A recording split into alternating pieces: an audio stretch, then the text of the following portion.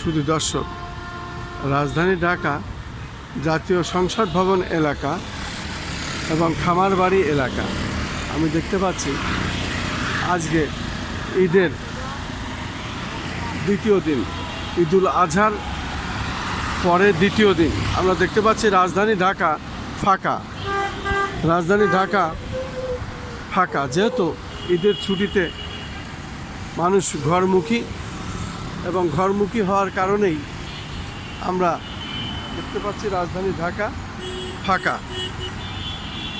মূলত ঈদের ছুটি প্রায় এক সপ্তাহ এবং এক সপ্তাহ পর আবার মানুষ রাজধানী ঢাকামুখী হবে এবং যার যার কর্মস্থলে আবার ফিরবে। তখনই রাজধানী ঢাকা আবার ফিরে আসবে আগের সেই অবস্থায়।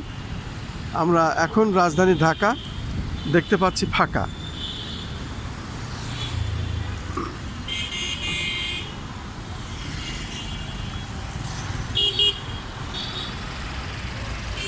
শুধু দর্শক, আজকে ঈদুল আজহার দ্বিতীয় দিন এবং আজ শহীদ প্রেসিডেন্ট জিয়াউর রহমানের ৪৫তম শাহাদত বার্ষিকী এবং এই শাহাদত বার্ষিকীতেই আমরা এখন শহীদ প্রেসিডেন্ট জিয়াউর রহমানের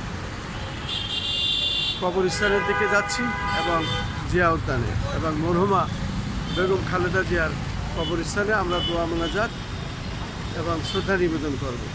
সেই উদ্দেশ্যেই আমরা বেরিয়েছি। আমার 12টা ইউটিউব চ্যানেল এবং 2টা অনলাইন পোর্টালের পক্ষ থেকে আমরা ধারাবাহিকভাবে এই কাজগুলো সাধারণত করে থাকি। বিশেষ করে 17টি বছর আন্দোলন সংগ্রাম এই রাজপথে থেকে আমরা করেছিলাম, আহত হয়েছি এবং বিভিন্ন সময় শারীরিক নির্যাতনের শিকার হয়েছি, পুলিশের নির্যাতনের শিকার হয়েছি।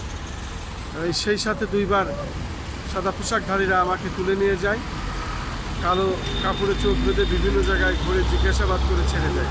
ভাগ্যিস আমাকে আয়না ঘরে নেওয়া হয়নি। আমি তাই আজও বেঁচে আছি মানুষের দোয়ায়।